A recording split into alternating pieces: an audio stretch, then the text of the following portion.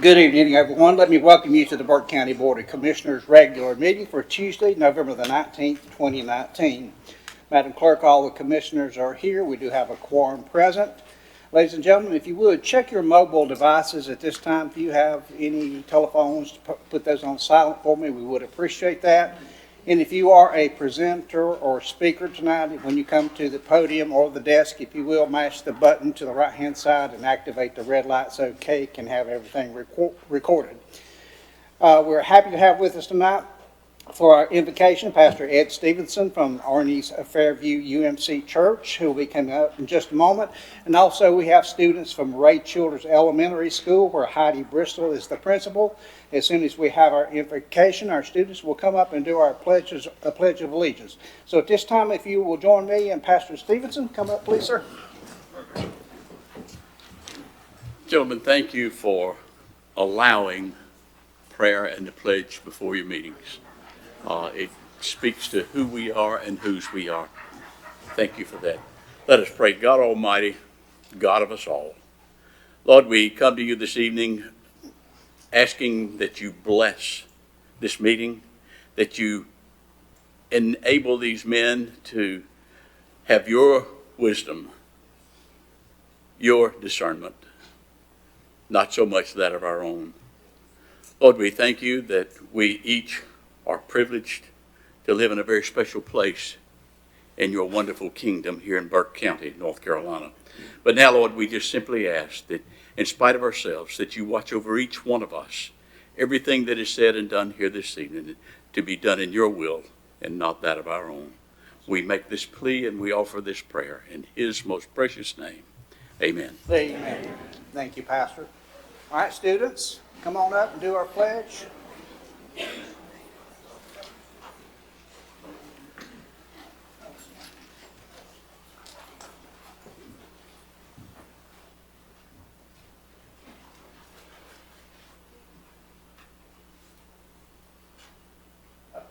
Allegiance to the flag of the United States of America and to the republic for which it stands, one nation, under God, indivisible, with liberty and justice for all.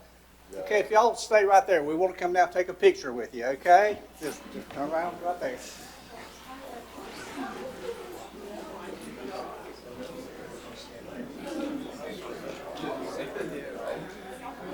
All right, parents, come on up.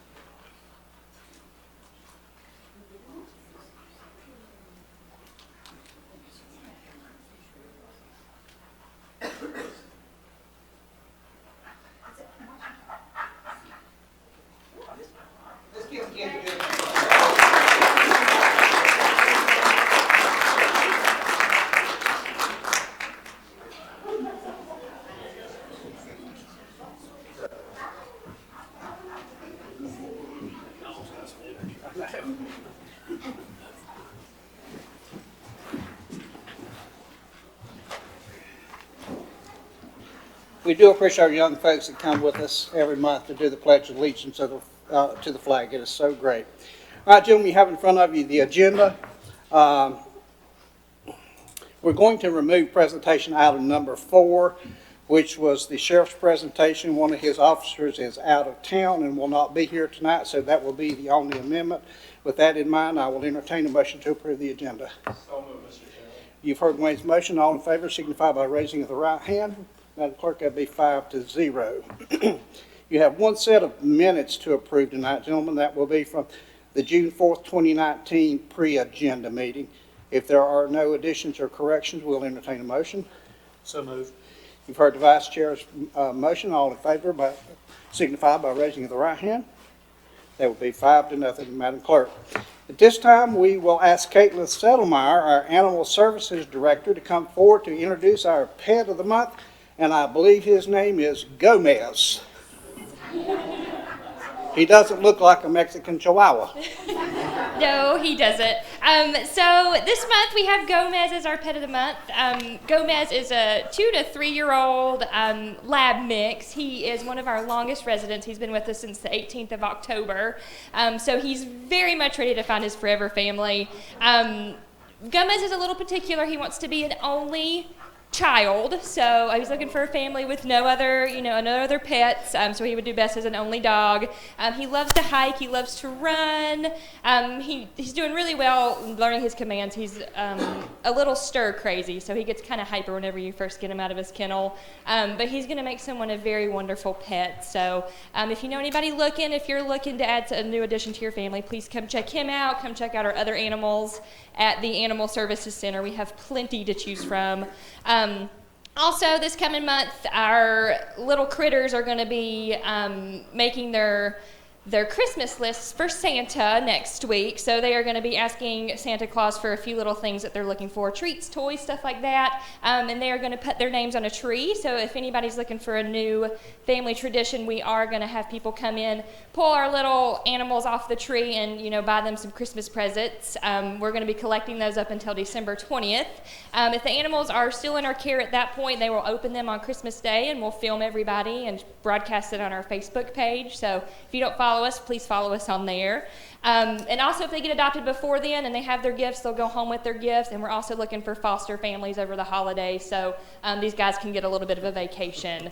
And they would also go home with gifts. So about a week long, if you don't want a dog for a long term or a cat for a long term, come down and foster for the week over the holidays. So it really makes them happy. It gets them out for a little bit and we learn a little bit more about them. So this is Gomez, and that's all we have for the day. We also have a few other events going on. We have a schedule. He's 2 to 3, so we don't know his exact age. Does Gomez want to say anything? Gomez, what do you say? No, he's speechless. He's just happy to be here. Well, we welcome our pet of the month every month, and we welcome Gomez here this evening. And we hope if you're watching from home, or maybe someone out here right now would like to have a fine pet of their own for home. So the ladies will be happy to talk to you before they leave tonight. So, but again, for all Burke County citizens, please go by the Animal Services Center. Our adoption rates are going up, and we are really thrilled with that. So thank you very much.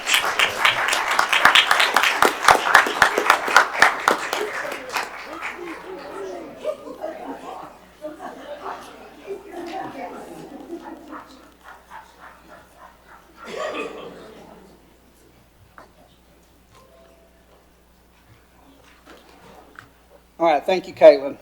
Moving on to our next agenda item is a resolution proclaiming November the 16th through the 24th as National Hunger and Homeless Awareness Week, and that will be presented by Allison Asbell, the Executive Director. Allison, come on up.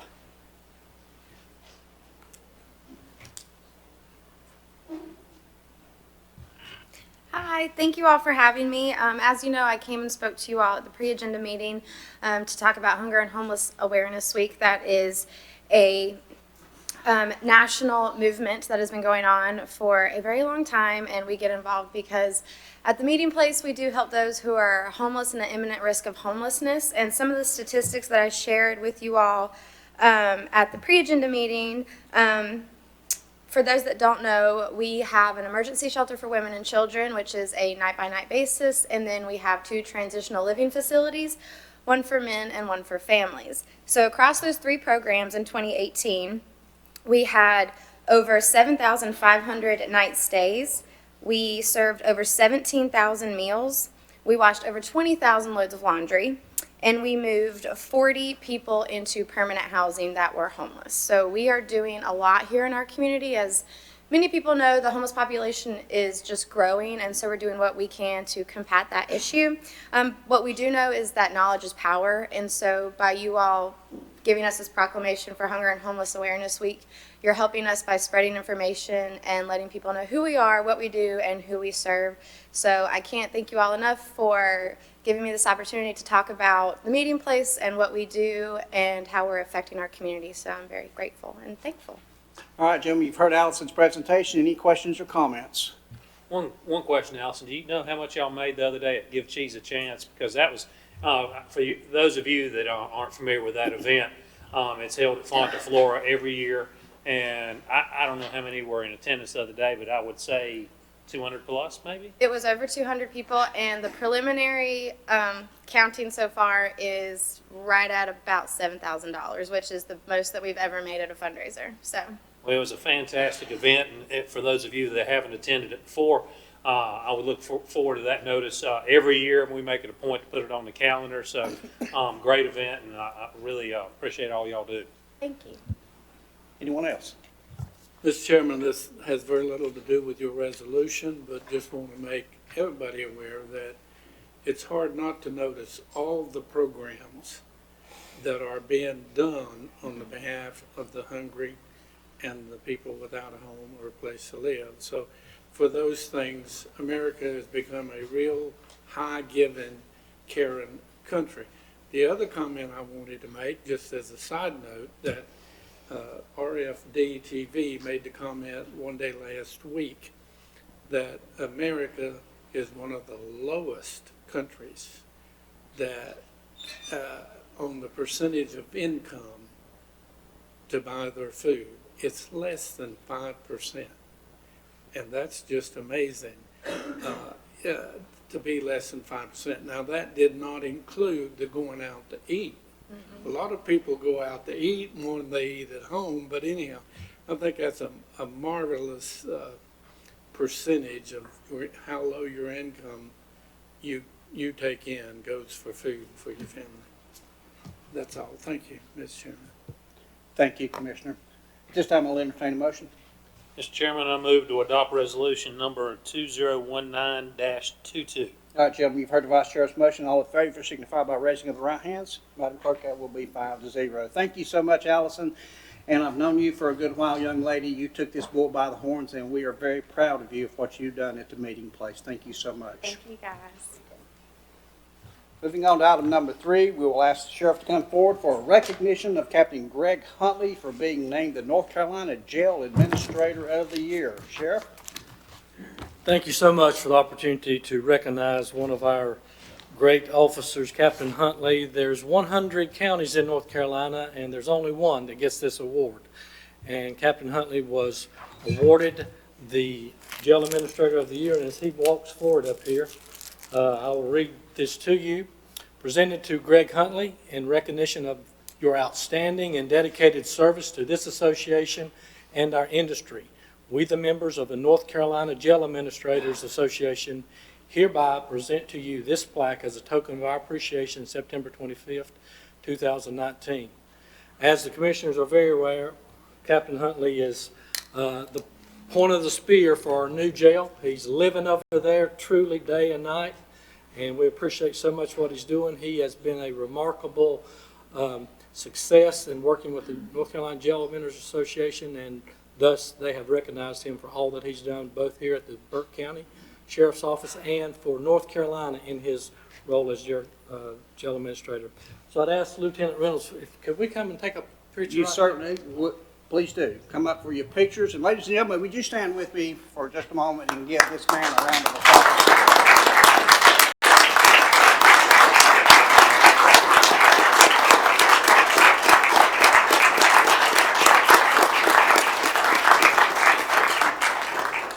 Thank you so much. Greg, you want to say anything? No, sir. You sure?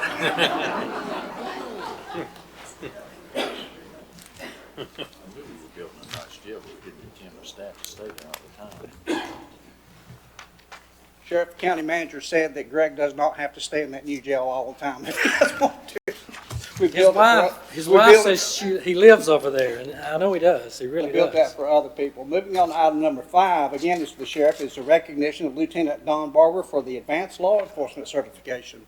I was worried about Lieutenant Barber making it. Although he started at 5:30 this morning, he's still working, and I was looking around to see if he had made it in or not. But as he comes forward, I do appreciate you allowing us to present these awards to the staff that earned these prestigious award for the Advanced Law Enforcement Certificate. And we wanted to bring him before the commissioners just to honor him and say thank you for what you're doing for the Burke County Sheriff's Office, the opportunity to hire such great guys and for what they're doing. And we're getting more and more of these awards being able to be given because of their community service, their education, and the hours and training that they put in. So again, if you'd allow us to take a photograph, we'd appreciate that. Ladies and gentlemen, again, please.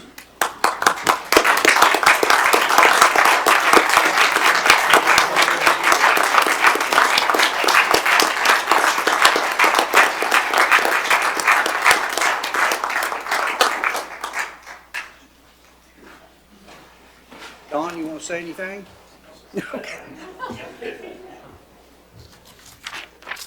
Thank you so much. Thank you, Sheriff. Those are great awards. Moving on, item number 7 is our scheduled public hearings for this evening. Our first one will be an ordinance amending Chapter 6 from the Animal Advisory Board of the Burke Code of Ordinances. And our public hearing, at this time I'll recognize Debbie Hawkins from the Animal Advisory Board. She is the chair. Debbie?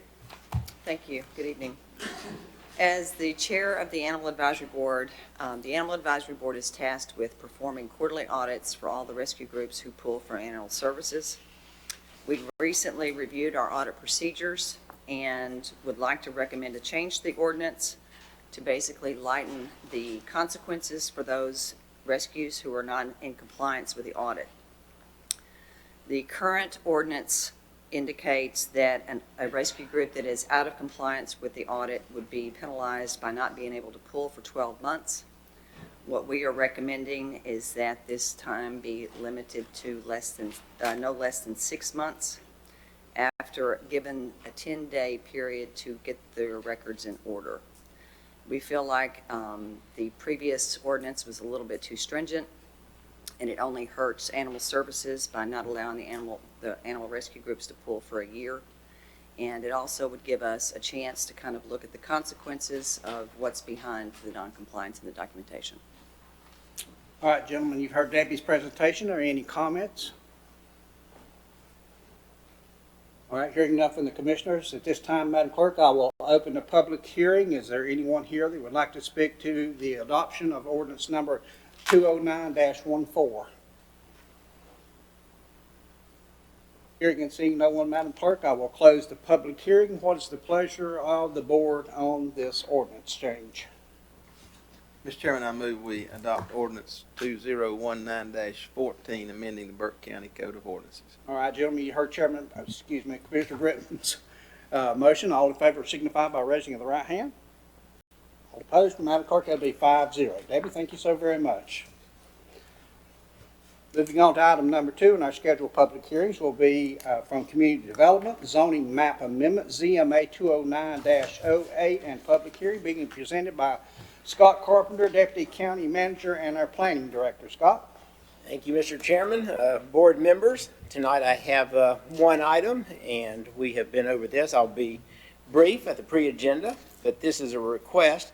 Staff has received a rezoning application from Lake James Camping Resort, LLC, to rezone one parcel of land that totals 42 acres. The request is to rezone the property from its current zoning of R1 residential to the low density conservation district, which is CDL. And the 911 address for this parcel is 2013 Winding Pine Way, Nebo, North Carolina. If you all recall that this is a part of the Lake James, what was Lake James family campground. So it's just on the other side of Benfield Landing Road, across from the marina. You can see the marina up there, and you can see all the surrounding land uses. So there's a large nursery to the south of this proposed rezoning. It's vacant to the east and pretty much to the west, with only one residential unit in the western part. And then as you cross the road, you're into the traditional campground. And then you have some R1 residential over here in the corner. So for the most part, this was left vacant. It has been extensively graded, and it was graded because as a part of the traditional campground, this is the area that serves for the waste disposal of the entire project. So a large portion of this is dedicated just for that. The property is located within the Lake James WS4 water supply watershed, and it's in the West End Fire District. And as I said, this is located just off of Benfield's Landing Road. And so any proposed development that would take place on this parcel of land would use an easement or right-of-way, so you wouldn't actually see hardly any development from Benfield Landing Road itself. The majority of the area is residential in nature, and as you know, there's a few scattered commercial zonings and businesses on Benfield Landing Road. We don't anticipate that any future development in that area will really add much as far as traffic to Benfield Landing Road or cause any issues, because there's already restrictions on how big it can be or how much area it can take up. As far as the conformity with the comprehensive plan, the current land use plan for Burke County is the 2016 to 2030 Blueprint Burke Strategic Land Use Plan. And within that plan, this area of the county is designated as the Lake James Special Planning Area. The natural and environmental resources in the area make it a center for multiple outdoor recreation uses, as you well know, as well as major residential subdivisions. In addition, watershed and shoreline protection regulations are important to this area. It is necessary to balance development and recreational uses while maintaining the area's natural resources. So we do feel that this rezoning, since it's dropping density from R1 residential, which allows half-acre residential zoning, to one dwelling unit to 3.5 acres, goes after what we've been working towards at the lake. And it's also consistent with the large rezonings that we've done over the last several months, where we took over 2,500 acres and went to conservation district low density. So as far as conformity with the Burke County zoning ordinance, the current zoning is R1 residential, which allows for single-family structures as well as modular units, and that is about it.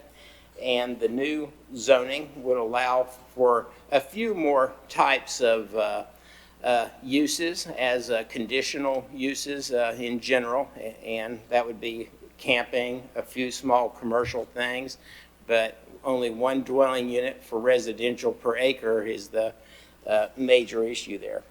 So although the strategic land use plan encourages various outdoor recreation uses in this area, the R1 residential district does not allow such uses. The low density conservation district would allow both, and that's why the applicants are seeking this change to our zoning ordinance. The planning board met, and they passed this on a vote of 5-0 to recommend to this board approval of this rezoning request. And if you so choose to adopt this ordinance and change, you would need to do a statement of consistency, or you would have to indicate on a motion to deny what the reason is for that motion. So the applicants are here this evening, and I'm not sure if they would like to make a statement, but that concludes my presentation, gentlemen. All right, gentlemen, you've heard Scott's presentation. Questions or comments for Scott? Mr. Chairman, just one. Scott, during your board hearing, was there any opposition at all to the rezoning? It wasn't clear if it was opposition. There were several people that did have some questions about traffic and other uses with the land. And we didn't really have specific answers because there hasn't been a site plan or anything sent or proposed for this site. And what's before the board tonight is just the decision on, is this zoning classification a reasonable request for that area? So there were some hypothetical questions that were put forth at the planning board meeting. It's the only question I have. Thank you. Mr. Chairman, is this going to be an expansion of the existing campground? Or I don't quite understand what you were saying. So it's under the same ownership as the existing. But is it going to be a campground? I'll let the applicants answer that question if that's okay, All right. since I can't really speak for them on But that. I want to know what we're going to use that property for. Is it going to be another addition to the campground, or is it just, what is it going to be? It could be, and the applicants are here, and they would like to address the board. You invite the applicant up to speak to that, please. Okay.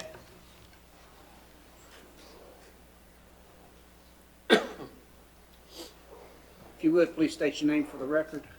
Yes, sir. Dan Huffinus, Huffenus. I'm the attorney for the applicant. To answer your question, sir, yes, it would be an expansion of the campground. And how many campers? To be determined. We obviously have the restrictions within the zoning that we're asking for. So we'd But have, how many, with the zoning, how many can you put in there? I don't know the answer to the max because we also have the septic field that we have to preserve. So we haven't even done the drawings yet, but we would certainly come back during the site plan approval with those specifics. So there's quite a few ifs here.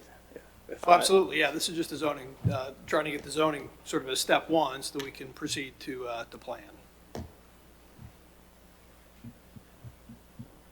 Other questions or comments? I just feel that, there's a lot of ifs there. Storage, boats, are they going to put in across the street? Now, we've been very good about Ben Fields, about the campground out there. I mean, we've worked with him for, what's his name, for years, the fellow that just sold it to y'all. We worked with him and got everything in compliance there, and it's really a nice campground. But how is this gonna, where are we gonna store boats? Where are we gonna put boats in? There's just a lot of questions in my mind that, is this a good thing for that property?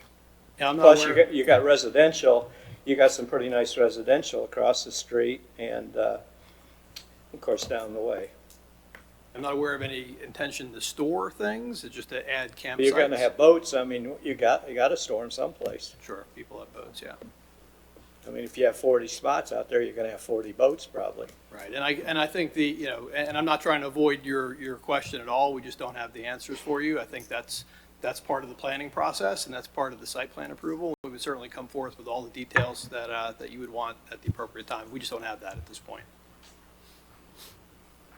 And also, Wayne, if I may, if it's a campground expansion, then that's a conditional use approval. Right. So that has to have a full set of plans that would go to the Board of Adjustment, and that would also have public comment, and they would work out details and concerns that there might be. But we're opening the door for this process. That's right. But remember, this is also what we discussed for the 7 years I've been here as wanting or needing around the lake, and that is camping that's traditional camping, where RVs come and people stay one night to a week and leave. Right now, all the camping is leased out for a year at a time.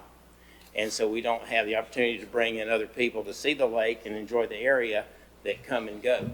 So is that gonna be this type of campground? That it's gonna be for overnights and whatever? My understanding is that at least 50% of it will be. They would have to give you the exact numbers on that.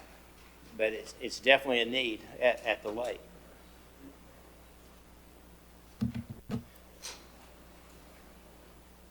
Other questions or comments? Scott, you said no one spoke against the project?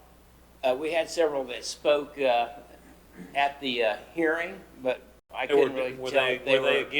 Were they dead set against it, or was there specific concerns addressed? They asked specific things about traffic and about buffer and stuff like that. And so we didn't have the answer for quite a few of those things. It was there was largely questions about the traffic on Bedfield Road. That was just the crux of most of everything we heard. If zoning is approved tonight, how long will it take to present site plan? I don't have a specific answer. Is there? Yeah. 2 to 3 weeks, call it a month maybe.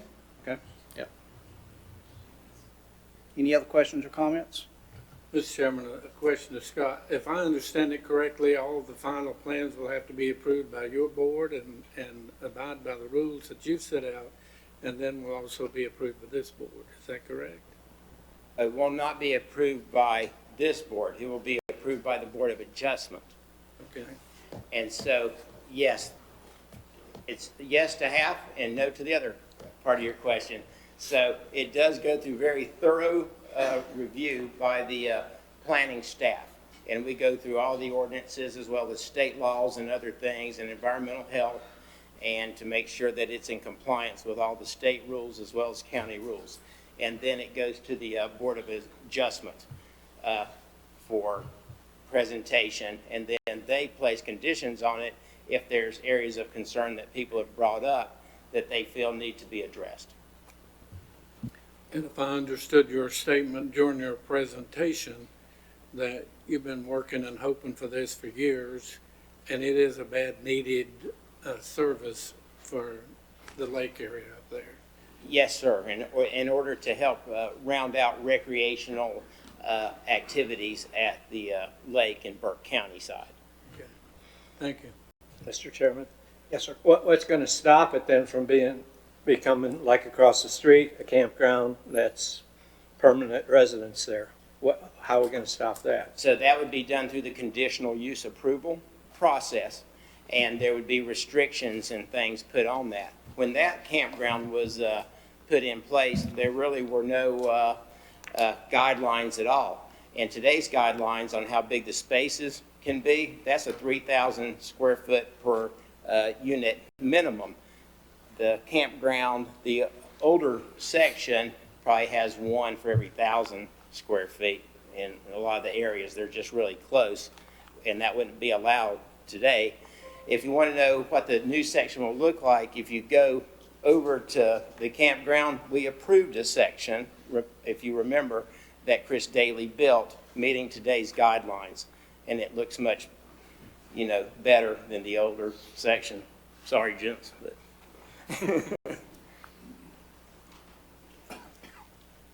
Other questions or comments? All right, nope, not yet. Hearing nothing from the commissioners at this time, I will now open the public hearing. Madam Clerk, is there anybody signed up to speak to this at the public hearing? Yes, Mr. Chairman, we have several people signed up. I would call Paul and Carol Mason. Paul and Carol Mason, if you come forward and just state your name and your address for us, please. My name is Paul Mason, and this is my wife Carol. We're actually residents in Nebo. Actually a Marion address, but we do live in Nebo. In reference to some of the questions that was asked a few minutes ago, I grew up on Lake James, up on the upper side, on the McDowell side. And for many years, it was hard to get access to get on the lake, and it's gotten even worse over the years as Duke Power has sold off properties and other things has redeveloped. So it's actually, I'd actually tried to get into Benfield's Landing Campground all my life. And about 7 years ago, when Chris Daly bought it, I was able to do that. And now that's kind of become mine and my wife's home away from home. Even though we only live about 7 miles from that, we spend a vast amount of our time there when the campground is open. And since we've been there in the 7 years, if any of you are familiar with the old campground, it was very shabby. A lot of stuff was going on that shouldn't have been going on. And since that time, this campground has been brought up to the maximum capacity that's acceptable. I remember years ago, we it was notorious every 4th of July, there was, because everybody was using power, there's going to be a transformer blowout. And the water and the sewer was most certainly outdated.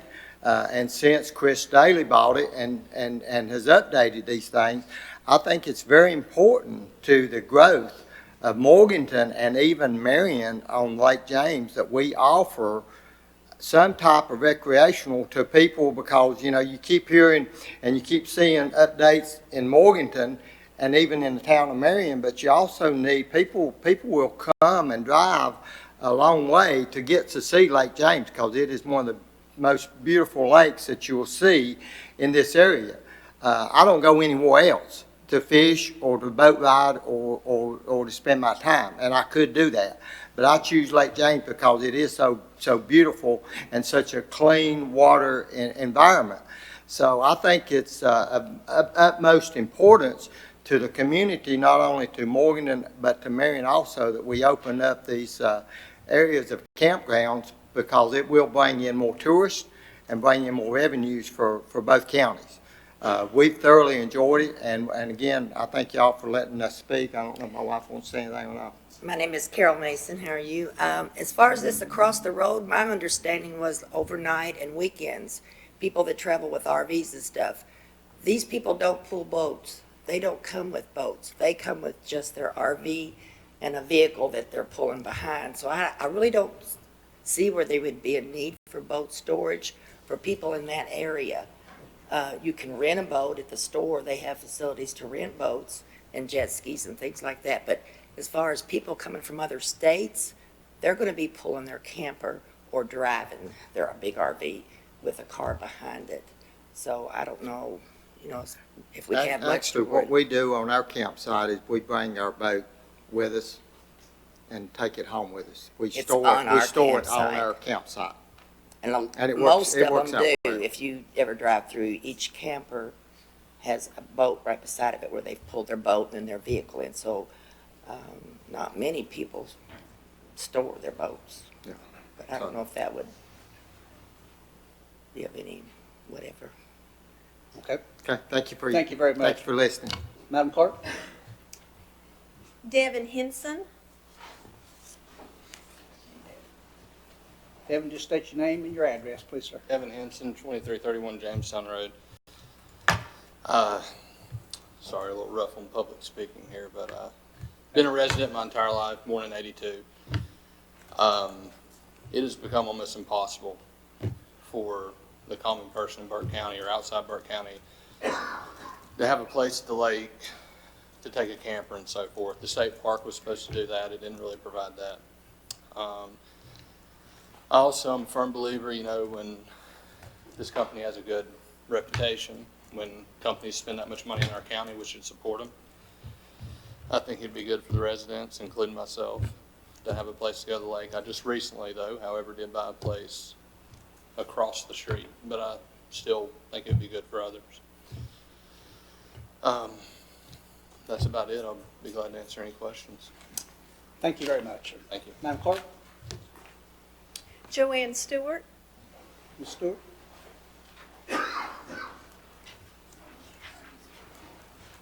State your name and address for us, please. Yes, good evening, Madam Chair, or Mr. Chairman and members of the commission.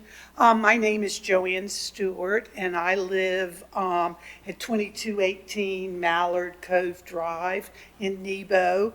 I live off of Holiday Shores Road. Well, as a homeowner, I certainly want the Lake James area to keep as much of its residential nature as it possibly can.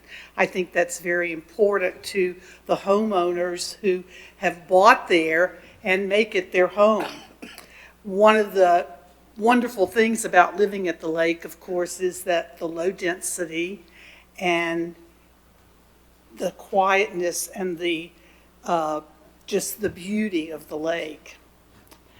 We do have a lot of camping facilities at the lake. I am not a camper, but I know there's the Linville Landing Campground, Mimosa Hills, the Lake James Family Campground, There is also a couple of campgrounds over in McDowell County, and there may even be more that I don't know of because I am not a camper.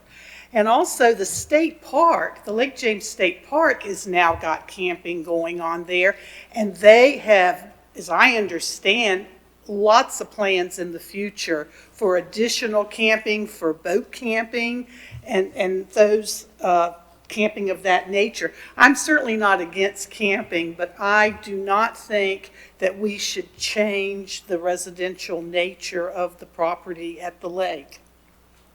Traffic at the lake is getting, it's still not heavy rush hour traffic like where I used to live in Alexandria, Virginia. But the road there is only a 2-lane road. And when you're going to be bringing in RVs and coming in for the weekend, overnight, I think that's going to just be a nightmare for the neighborhood and the road. And I think it will also cause more traffic going over toward the state park, and the road is just a 2-lane road. We also are very concerned. I've served on the Lake James Environmental Committee, and we're very concerned about the quality of the water and the septic system that is in place there to maintain the beauty and purity of our lake. I was not involved in the previous matters that have gone on with the Lake James Family Campground, but that is something that has been grandfathered in. And I think as a homeowner, I'm very concerned about now doing additional changes to the residential zoning that's been in place and that the people who've bought houses there relied upon when we purchased our property. It's once you start making an exception here, then the next person's going to want a gas station, the next person's going to want something else. And I just don't think that this is in the best interest of Lake James or the residential owners. Thank you very much. Thank you, ma'am. Madam Clerk? Mike Hunsucker.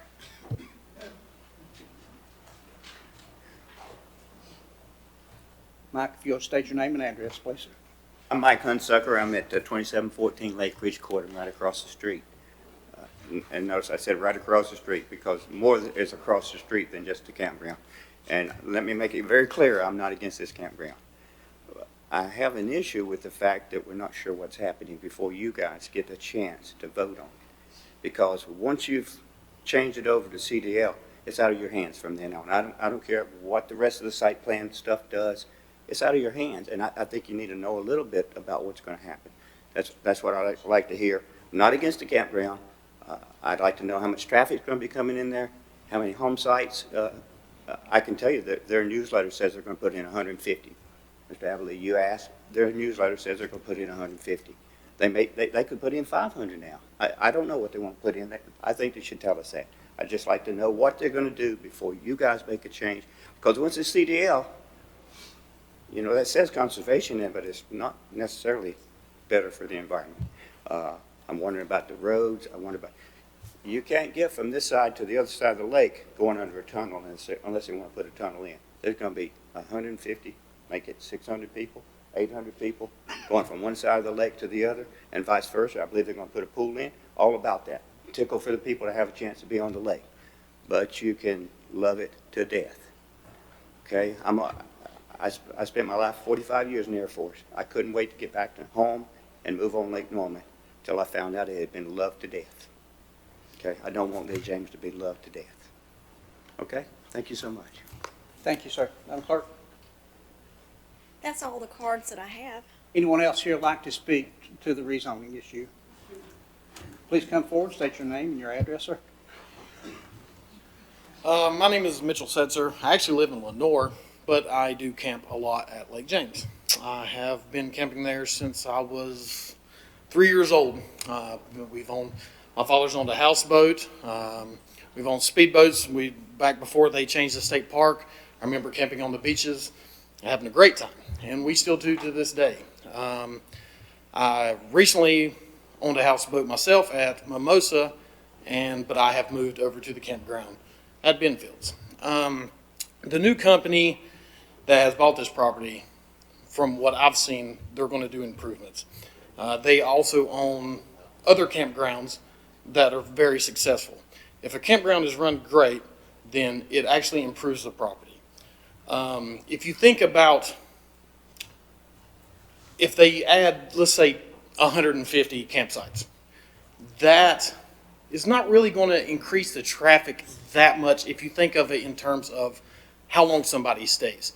They're going to be in the campground. They'll be coming in, they'll be in the campground for a couple days, then they will be leaving. It's not like it's going to create a traffic jam. 150 people are not going to come in at the same time. You know, I want to see the lake improve, and I also want to see people have the ability to enjoy one of the jewels of North Carolina, which is Lake James. You know, I just think that what they're proposing is going to be an improvement, and it's going to allow more people to enjoy a beautiful part of North Carolina. So I'm definitely for what they have proposed. Thank you. Thank you, sir. Anyone else like to speak?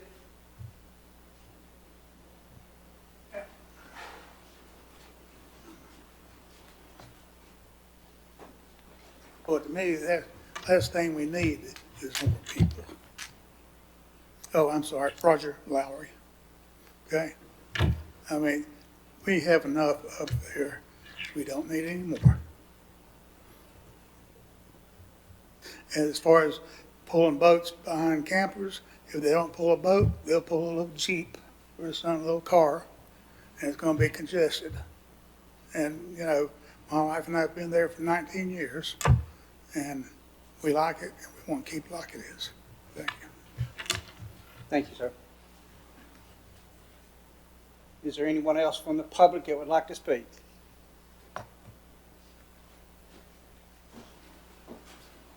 Good evening. My name is David Zweig. I'm one of the principals of the campground. Just a couple of clarifications. We don't have all the answers yet. This is just a rezoning request. We don't have the site plan drafted at all. We have a waiting list of over 200 people.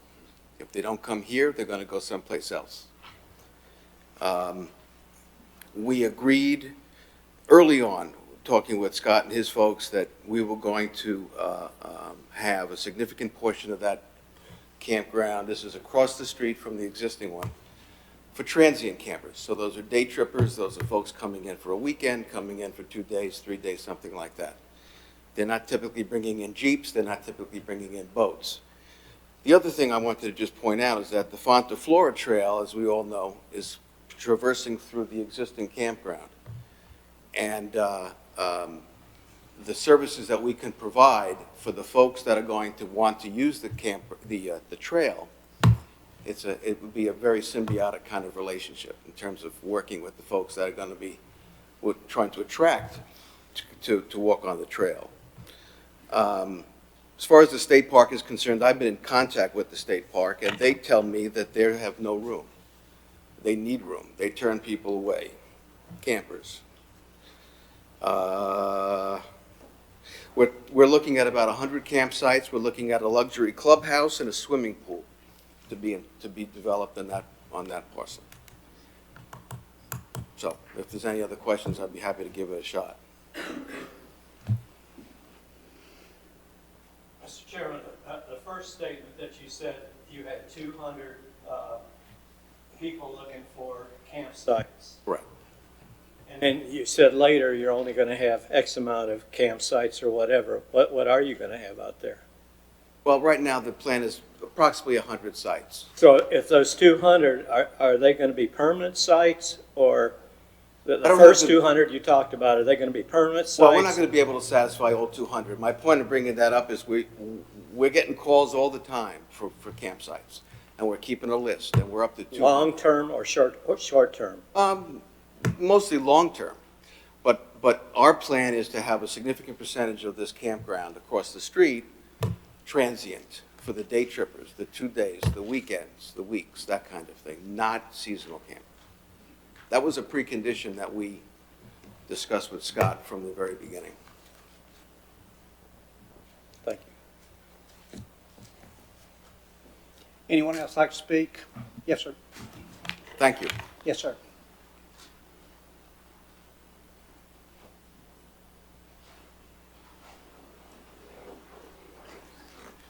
My name is Wendell Sugg, and I live in Lake Ridge Court, which is the residential development straight across the street from the campground.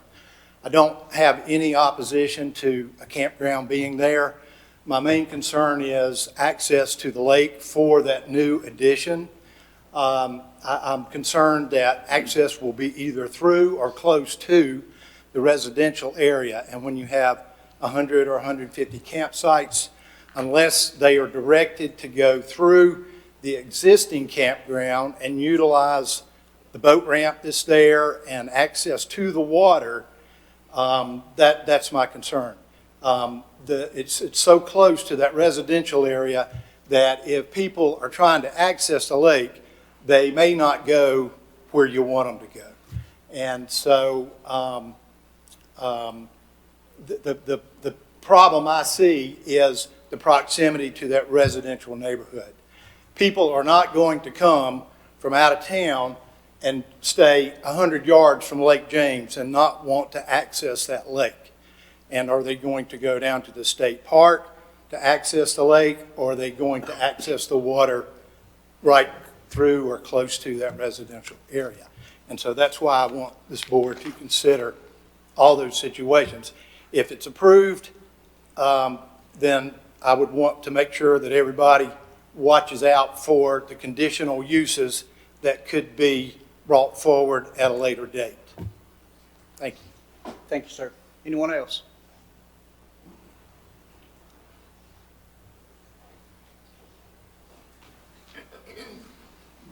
My name's Carol Mason again. We don't have a beach area for people to get out of the campground. There's no area for people to sit and lay out in the sun on the beach. It's not that type of facility. If the pool's going across the street, I would think that they would go swim in the pool. I would even like to go across the street to swim in the pool because there's nothing, I mean, you know, you walk into mud or whatever if you're swimming. If you're in the campground area, it's mostly boats that people get out or fish. You only go fish. People across the road, if it's weekend or whatever, they're going to use a pool. That's how I look at it. But we don't have anything for people to come across the road and drive across for any. There's nothing for them to drive across to. I mean, it's just a campground. And we have a boat dock or a boat ramp that you can walk out on to get on your boat, and that's about it. And a little square area that has 2 buoys, and I think I understand now they're having to take the buoys up, but for like little 3, 4, 5-year-olds to get in the water because it's real shallow right there. But that's it. And we have a little church area down there, but hopefully the building that they're going to build, we can have a church up close to the bathhouse where we can have facilities up there. Thank you, ma'am. Anyone else? Seeing and hearing no one, Madam Clerk, I will now close the public hearing. Gentlemen, what is your pleasure on this matter?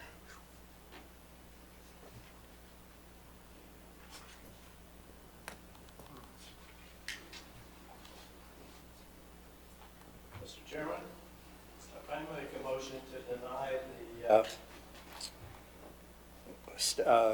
I guess it would be the statement of consistency or whatever, but the proposed rezoning would not be consistent with the 216-230 Burke County Strategic Land Use Plan and consider reasonable and in the public interest because the proposed rezoning would allow for more non-residential uses which could impact the existing residential character of the surrounding area.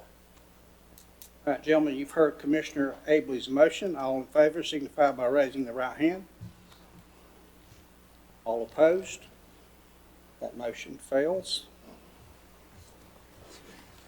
Is there any other motion before the board at this time? Mr. Chairman, I would move to adopt this ordinance. I'd like to make a comment before I Yes, sir. Make your comment. motion. I just feel like our responsibility here tonight is not to dictate the uses, but to allow our Board of Adjustment and planning staff to do that through the duly adopted process of conditional use. I think we all understand the concern of the folks in this area. And I think that's the whole purpose of the conditional use, to allow the Board of Adjustment and the the staff to be sure that all those concerns are taken into play in the process.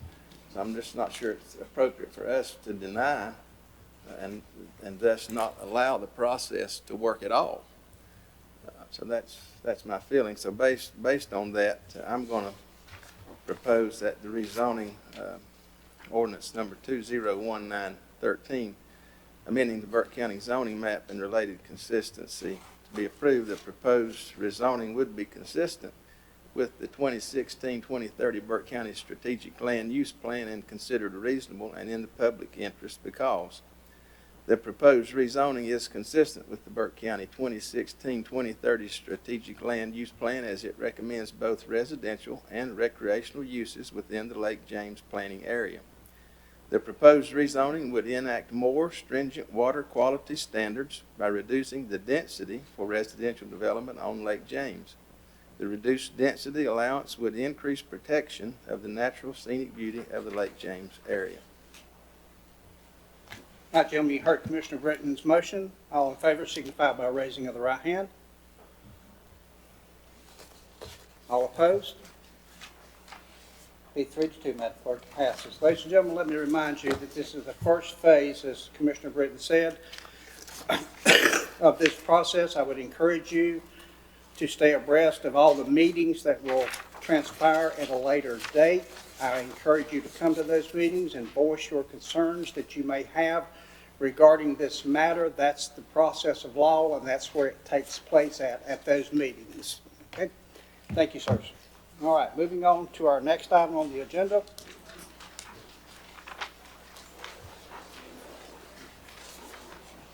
Madam Clerk, that will be informal public comments. Did we have anybody sign up? I do not have any cards for that portion of the meeting. All right, thank you very much. This time we'll move forward to the consent agenda. When I'll ask the county manager to review that for us, sir. Thank you, Mr. Chairman. Members of the board, you have 12 items on your consent agenda. First is Animal Advisory Board, Burke County Animal Advisory Board bylaws, rules of procedure. Item 2, Burke County Public Schools, presentation of financial data for the period ending September 30th, 2019. Item 3, clerk, appointments to adult care and nursing home, CAC.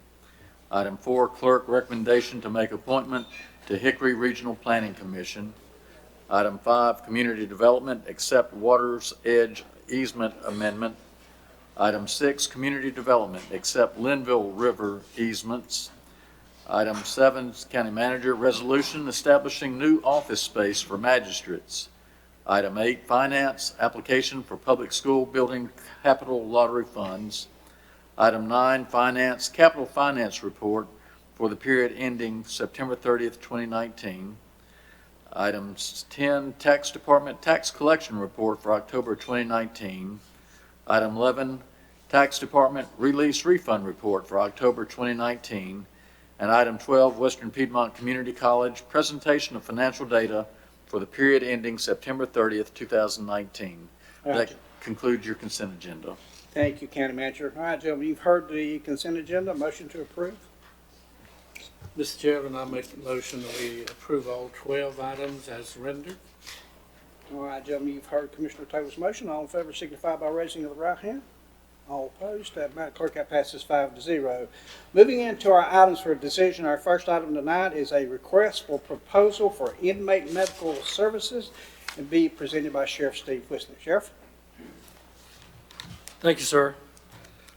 We talked about this at the pre-agenda, and in preparation of the opening of the new Burke County Jail, the Sheriff's Office, in consultation with the Burke County Finance Office, made a decision to seek proposals for providing inmate medical services at the new jail. Request for proposal was published on the county website on August 28, 2019, along with an ad in the local newspaper. A mandatory pre-proposal conference was held on September 4th, 2019, and all proposals were due September 25th, 2019. 5 proposals were received. The proposals were reviewed by the Sheriff's Office, and upon consultation with the county purchasing agent, one provider has been recommended. That provider is Institutional Medical Services, known as IMS. They were the lowest responsive bidder. They have a medical doctor on staff. They have years of experience working in the jail with inmates, and in our determination, IMS is judged best to be able to provide a health care delivery system at the Burke County Jail that fits the needs of the county. All right, gentlemen, you heard the presentation by the sheriff. Questions or comments? Hearing none, what's the pleasure of the board? Mr. Chairman, I move to approve Institutional Medical Services, PLLC, as the provider of inmate medical services at the new Burke County Jail effective January 1, 2020, and authorize the county manager to execute a contract on behalf of the board, subject to review and/or revision by the county manager. County attorney? No problem. All right, you've heard the motion by Commissioner Britton. All in favor signify by raising the right hand. All opposed, Madam Clerk, that'd be 5-0. Thank you very much. Moving on, item number 2 is request for proposals for inmate food services at the new jail presented by the sheriff. Sheriff? Thanks, sir. Again, in preparation for opening a new jail and again in consultation with the Burke County Finance Office, we made the decision to seek proposals for providing inmate food services at the new jail. Requests for the proposal were published on the county website on September 6th, along with an ad in the newspaper. A mandatory pre-proposal conference was held on September 18th, and all proposals were due October the 4th. 4 proposals were received. Those proposals have been reviewed by the sheriff's office with consultation of the county purchasing agent.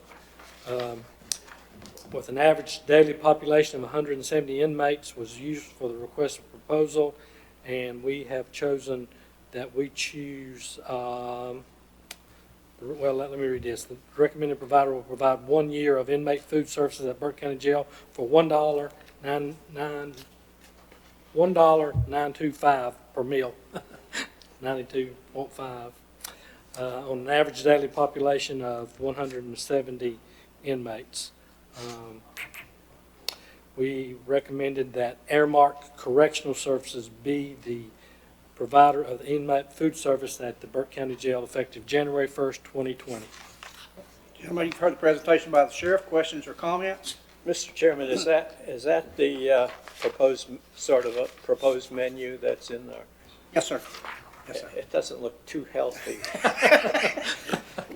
We invite you not to go over there. I guess not. Fine. Any other Just questions or doesn't look real comments? healthy. Mr. Chairman, I thought I understood from our last meeting under H on page, I believe, 183, it talked about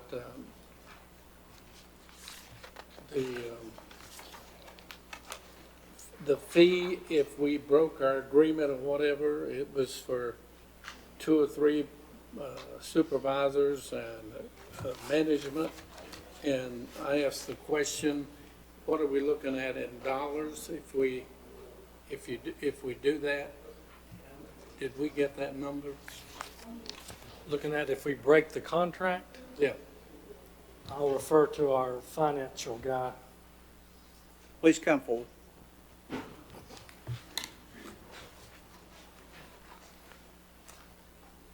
I don't know if Captain, do you have any information to this too? I do not. Okay. Commissioner, I would say the contract, it has not been agreed to yet. So that's something that will be worked out between us, and then be approved by the county manager and the county attorney. So I couldn't say what the fee would be, but that obviously would be something that we've been Can you negotiating. give us a low and a high? I'm not quite sure what fee you're referring to, because I'm not sure what this, I wasn't aware of this question before. Okay. I just know anything in the contract would be worked out and approved before anything is signed. So no contract agreement has been signed yet, so. All right. Question number 2 that I had was that I'm like Wayne, that's awful expensive for that food. Well, it's such a bargain. But anyhow, my question, Steve, is have we tried our own system? I mean, what would it look like if we used our own people and did the cooking on site, et cetera, et cetera? Of course, the cooking will be on site. It's just with the contract provider. I don't know of any jail facilities our size that would do that. For years and years, we have contracted with a provider to do that in the past. You would have to hire people, they would have to meet certain specifications, they'd have to submit the menus to the state. There's a lot to do with that. You just don't have anybody walk in and cook. So you have to provide those menus, although they may not look very tasty. Those are provided to the state. They have to approve all of those. We don't have the expertise to do that. So I think that for us, the county, it's much better to hire professionals that do that for a living than try to do it within-house. Well, just from the fact that we have done it, as you indicated, for years, I had already concluded that we can't touch it with the price and the quality of the service that you're getting by outsourcing it. And it would be, I guess, a little healthier for us if we could use all of our own people, but I understand, and you answered the question. Thank you, sir. Any other questions or comments for the sheriff or his staff? I'm just going to say that this menu is almost available all in frozen food right now. All you got to do is take it out of the freezer and pop it in the. They're like a food person talking there. But that knows it is food. what it is. All right, pleasure of the board. Mr. Chairman, I move to approve Aramark Correctional Services LLC as the provider of inmate food services at the Burke County Jail effective January 1, 2020, and authorize the county manager to execute a contract for that purpose. All right, gentlemen, you heard the vice chair's motion. All in favor signify by raising the right hand. Those opposed? Madam Clerk, that passes 5-0. Thank you, Sheriff. Thank you so much. Moving on to our next decision item from the county manager will be funding for inmate medical care. County manager? Thank you, Mr. Chair. Members of the board, I was at a recent BurkeCountyNC meeting, and they're telling me that the funds that are available are starting to be depleted, and we need to go ahead and appropriate up to another $200,000 to get us through what we hope will get us through June 30th of 2020 for inmate care. A lot of the folks that are coming in have serious health problems, and once they're in our custody, we have no choice other than to take care of them.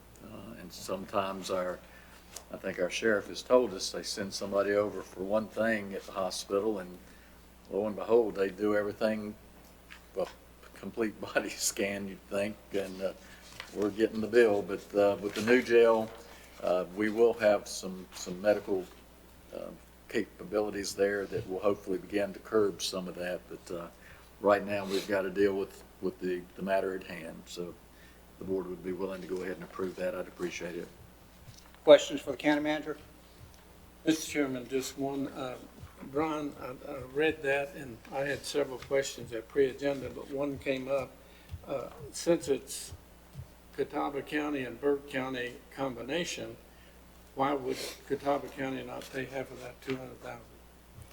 This $200,000 is only for Burke County inmates that are at BurkeCounty, and it will be moved over to the Burke County Jail once the dissolution occurs. So it's just for Burke County inmates. Okay. Burke County only, and Catawba's responsible for theirs. Oh, yeah. They, and we actually have gone ahead and started sending medical bills directly to the county sheriffs instead of having BurkeCounty, since we're going to dissolve that in the near future. Thank you. I was just trying to save you $100,000. Other questions or comments? All right, gentlemen, what's your pleasure? Mr. Chair, I move to appropriate up to $200,000 of general fund balance for inmate medical expenses related to the closure of Burke County Defilement Center. All right, gentlemen, you've heard the vice chair's motion. All in favor signify by raising the right hand. Madam Clerk, that passes 5-0. Thank you so much. Moving on to our next item is the county attorney acceptance or rejection of an offer to purchase Burke County surplus property. County attorney. Thank you, Mr. Chairman. The county has received an offer to purchase a piece of property that the county acquired in 1982 through a tax foreclosure. The parcel is read number 3541 and PIN number 270-355-4343. The property is estimated by the tax office at 6/100 of an acre. It has a tax value of $2,700. The county back in 2010 adopted a policy on selling its surplus real property. This piece of property was there then because the county's owned it now 37 years. And a value of $2,002.55 was approved by the board for that property. The property is at the Eastview Street and Lane Street in Morganton. The tax administrator has concluded that it would be best to accept an offer less than the minimum bid, and the county policy on selling surplus real property does allow you to do that. According to the tax administrator, a fair value of this property would be probably between $500 and $1,000. The lot is not buildable, and it's probably of no interest to anyone other than the property beside it or across the street from it. So what we do in those situations, the board tonight would decide to accept the $500 bid, to set another bid, or to reject any sale of the property. If the board accepts the $500 bid, then we would file a legal ad in the News Herald giving the public 10 days to upset that amount. And they would have to upset it by at least $750. So that being the case, the board tonight needs to decide what it wants to do as far as accepting the bid of Joey Belanger, or to set a different amount. And then if Mr. Belanger responds to that favorably, then we would start our 10-day ad running, or whether the board wants to just deny the motion altogether. All right, thank you. County Attorney, questions for JR? Mr. Chairman, this bothers me a good bit, to, number one, have a tax assessment of value worth $2,700, and our own tax department has stated that it probably would be, it does not represent a fair market value, which means it's valued higher than it should be. And then the comment was made at our pre-agenda that the guy interested in buying it said it's just enough room to park 3 vehicles. And I understand that it's already paved area. Well, if you took a very low price of $25 a month for rent to park a car, and you could park 3 of them, that's $75 a month. In a year, that creates $900 per year. And then reviewing the information, and I missed it at our pre-agenda, that in 1982, this property sold for $1,378. And we already have $625 invested. We have our attorney's fees yet to be paid, and our attorney just mentioned that we'd have to advertise again if we wanted somebody to upset the bid.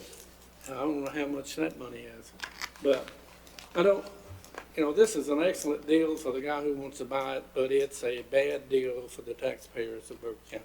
We're not going to get half the money we have in, even in our own expenses, as to what we've been offered. So I don't see this as a good deal for us. My recommendations at pre-agenda was we reject this and set a minimum bid of what we could take for the property, and it would be lower than we have advertised the value, but it still would give us a chance that we're not taking money out of the taxpayers' pockets in order to sell a piece of property. Thank you. Other questions or comments for the county attorney? In my opinion on this, there's a difference between tax rate and market rate. Market rate's telling us it's worth $500 because that's the first time we've had a actual bid on property we're never going to use, that's totally unusable, that we're liable for. And, the market rate says it's $500. That's the first bid we've had in 37 years. I mean, we can wait another 37 years and maybe worth $250. But to me, I think it's time to get rid of it. Any other questions or comments? JR, this alternate motion that we had that says establish a new minimum bid amount for the property and direct the attorney to initiate a 10-day upset, but how would that work? I mean, we've got a bid or a proposal of $500. If we set it some number above that, who would we expect to, or how would that work? I mean, we don't have a bid, so what point is it to set a bid? Well, if we set a bid other than the $500 that the county has been offered, then it would be up to anyone who wanted to purchase the property, including the man who made the first offer, to make an offer at the price that you set. And if, for example, Mr. Belanger would make an offer at a new price, then we would start the legal ad for the 10-day upset period. But without a bid by him, it would just be out there until somebody decided to make a bid.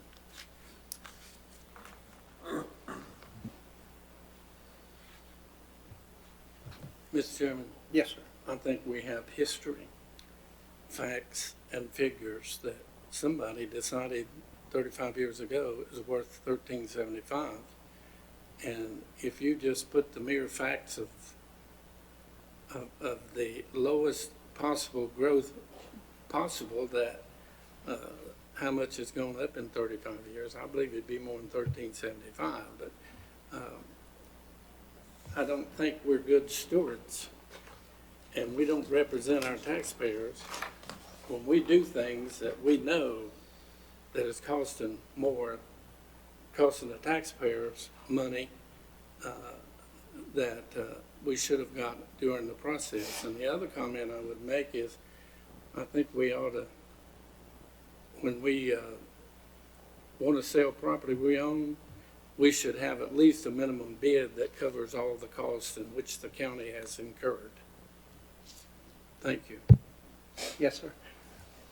JR, remind me how many years this is set vacant that we've owned it? Since 1982, 37 years.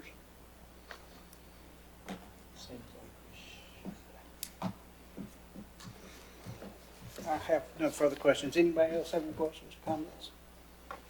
All right, gentlemen. Mr. Chairman, I move to accept the bid in the amount of $500 from Joseph Ballinger for surplus real property parcel number 3514 and direct the county attorney to initiate a 10-day upset bid process. All right, gentlemen, you've heard the motion by the vice chair. All in favor signify by raising the right hand. All opposed? Whoops, do that again. All in favor? All opposed? That passes 3-2, ma'am. All right, Mr. County Attorney, you're directed to initiate a 10-day upset bid process.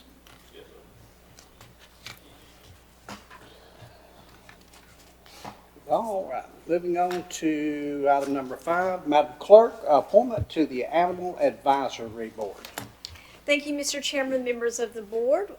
We need to fill Seat number 7 on the Animal Advisory Board, that is an at-large pet owner seat, and we have, I'm very pleased to report, 4 excellent applicants for you to choose from: Megan Bradley, Linda Garibaldi, Donald Probst, or Carla Wallace. And the term ends July 31st, 2020. Thank you, Madam Clerk. Questions for Madam Clerk on this item? All right, gentlemen, what's your pleasure? Mr. Chairman, I would move that we appoint Megan Bradley to this position. Megan Bradley, okay. Are there any other nominations?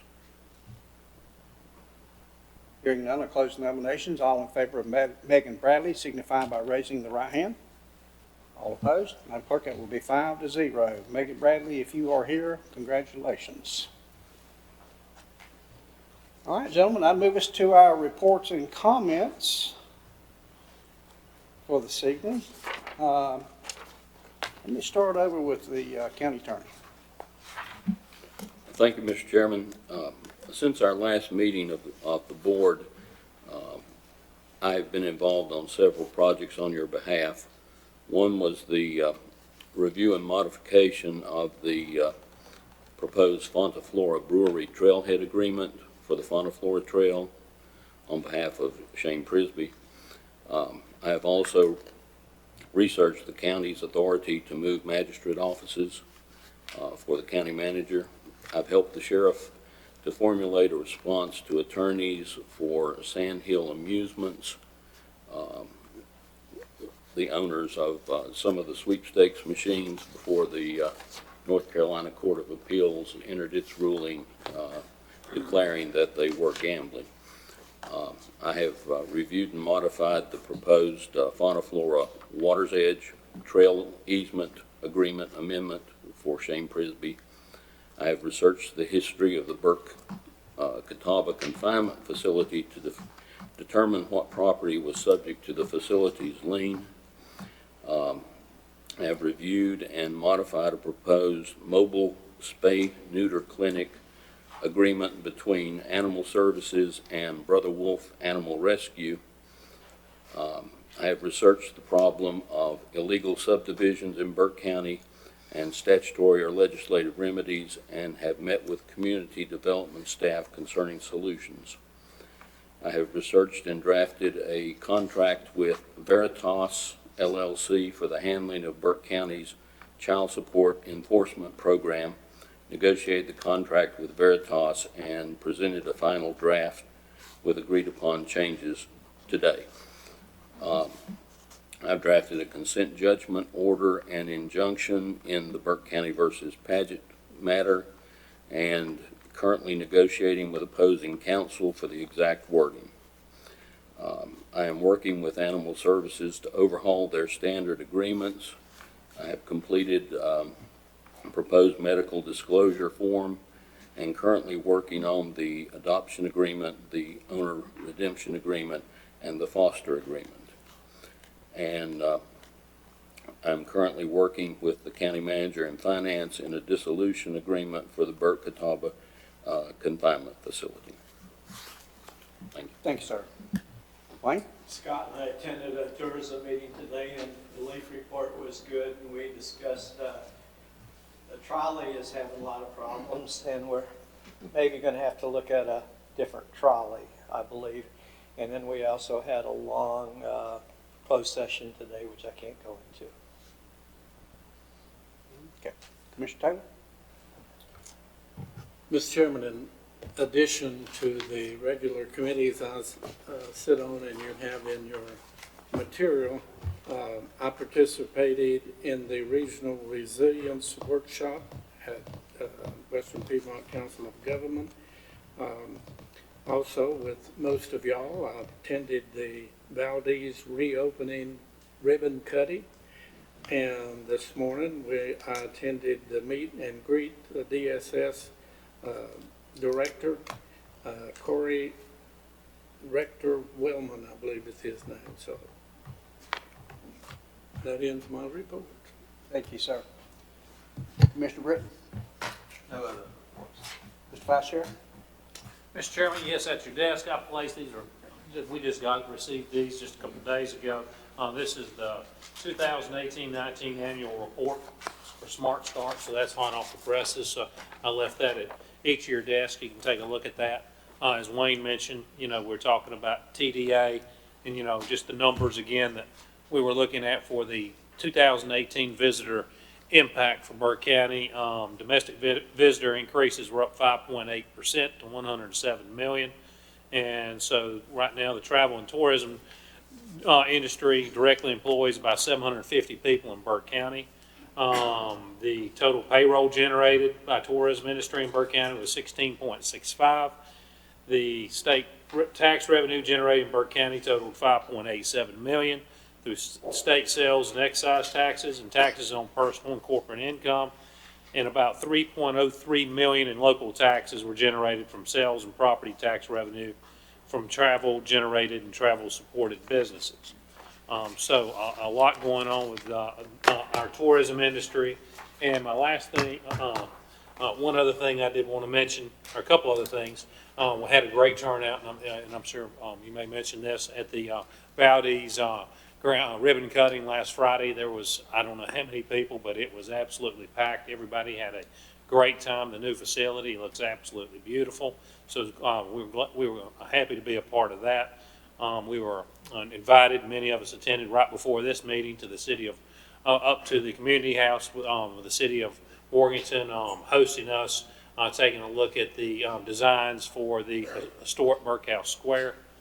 And then the one last thing I did want to update everyone on, as many of you know, we are Dr. Michael Helmick will be retiring as of June 30th of this coming year. We've started looking for, we've started the presidential search timeline. We started this many months ago. Last week, we on November 13th and 14th, we had a series of open public forums that administrators, staff, faculty, students, community members were invited to attend so we could solicit feedback, so we could they could help us inform the development of the draft presidential profile. And so we also opened the Association of County, ACCT, which is Association of Community College Trustees, that we're working with, opened a secure portal for online survey collection of information about presidential preferences. We got over 200 responses in that. We were hoping probably for about half that, so we had a lot of interested people that went online and participated. And then we had a lot of people in the open public forum. So that information was going to be presented to the Presidential Search Committee, which is meeting tomorrow at 2 o'clock. And that's for training and orientation. And at that meeting, we're going to draft a presidential profile. And at the end of that meeting, we will be sending that to our board of our trustees at Western Piedmont, which we will meet on Thursday, and review, discuss, edit, and finalize the presidential profile. After that, and I know this is a lot, but I want to make sure everybody knows what's going on with the Presidential Search Committee, because it is such an important position in the community. We will be open the portal for our folks to come in. Presidential profile is posted on our website at Western Piedmont Community College in the ACCT websites, and we will be doing targeted local, statewide, national recruitment of candidates and advertisements placed. And from November 25th through January 10th, the applicants will go into the secure portal and send in their applications. At the end of January 10th, that portal will close. And so we're in the midst of this. We're hoping to have be able to submit, have a name in March. And so we've been moving on this quickly because it is very important. It's one of the pillar positions in our community. And so just want to keep you updated, and I'll try to do that each month. Thank you. I know that was a little long. Thank you, Mr. Vice Chair. Madam Clerk? No comment. Mr. County Manager? Thank you, Mr. Chairman. Members of the board, we have some pictures to update you on some projects. This is the back of the courthouse and the Sally Port that's being built. And they were in the progress of pouring cement for the Bay Area floor in the Sallyport. So it's moving along.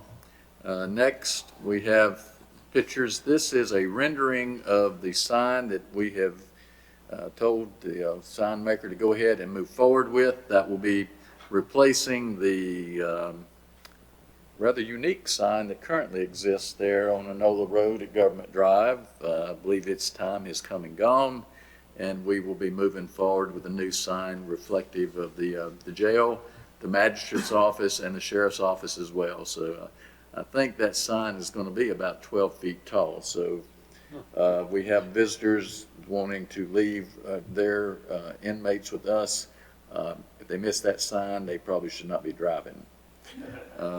Next, this is a picture. If you haven't been out there, we turned Government Drive over to the state of North Carolina some time ago after we made certain improvements, and they came back a couple of weeks ago and resurfaced the road and remarked it. So this is Government Drive. It's got a nice new looking road going down to the new jail. If you could show the next picture. This is the brick sign that's out there on Government Drive, right as you come up on the property where the new jail is located, showing that it's the Burke County Jail and also the North Carolina General Court of Justice Magistrate's Office. And then you have your next sign. That is the front entrance of the jail where people, if they were coming to see the magistrate, would come. There on the right side is the large Sallyport Bay Area. And for anyone that is watching and you're wondering what lies behind those closed doors, you will have an opportunity to see on December the 12th at 10:30 in the morning. We may be actually putting out a little more information as we get closer to it. If we allow people to tour before the opening ceremony or just what, we'll just have to see what kind of a turnout we get. But it is very close to being completely finished, and they're going through the punch list and some items that were identified in an initial inspection by the state. So we're excited and look forward to its opening and the turning of a chapter in the history of Burke County with BurkeCountyNC and moving forward with the Burke County Jail. Thank you, Mr. Chairman. Thank you, Mr. County Manager. Let me give you several reminders. County offices will be closed for Thanksgiving on November 28th and 29th. Our pre-agenda has moved. Please remember that, gentlemen, to December the 2nd on Monday at 3 p.m. That is December the 2nd, Monday at 3 p.m. December the 3rd on Tuesday is the Morganton Parade at 5 o'clock p.m. You will receive more information on that, gentlemen, to be riding in that parade. And as Brian said, December the 12th, Thursday, will be the Burke County Jail grand opening and special other ceremonies at 10:30 a.m. Ladies and gentlemen, I would like to remind you to please have your pet spayed or neutered. Please do not litter trash in Burke County. Please pick up one piece of trash for me. And I will remind you to visit us on Facebook. There are a number of job openings still available in the county that we would like you to take a look at. Madam Clerk, if you'll go through the vacancies. It's my pleasure. We have the following opportunities for citizens to be involved in county boards and committees: the Adult Care and Nursing Home Community Advisory Committee, Council on Aging, Juvenile Crime Prevention Council, City of Morganton Board of Adjustment for the ETJ, City of Morganton Planning Board for the ETJ, Voluntary Agriculture Board, Burke County Board of Adjustment and Planning Board, Western Piedmont Regional Transit Authority Transportation Advisory Board, Partners Behavioral Health Management, the Burke Senior Center Advisory Council, and the Recreation Commission.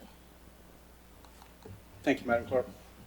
We do have need for closed session tonight. I will inform the press that I do expect a decision will be made after that. So pursuant to North Carolina General Statute 143, 318.11, A3, 4, and 6, I will entertain a motion to go into closed session. All right, we'll take about 5 minutes and be in closed session.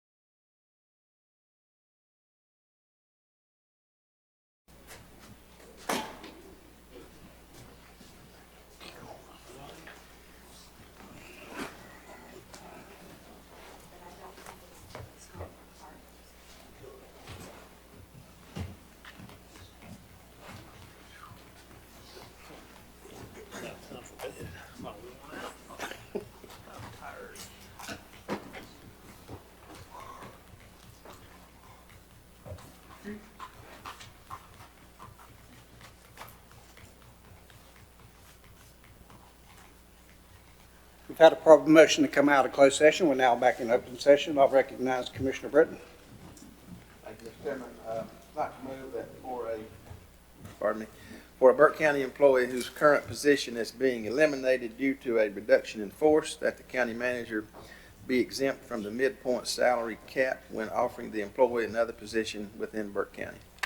All right, gentlemen, you've heard the motion. All in favor signify by raising the right hand. All opposed? It passes 5-0. If there's nothing else to come before the board, I'll entertain a motion to adjourn. So moved. All right. Thank you, gentlemen.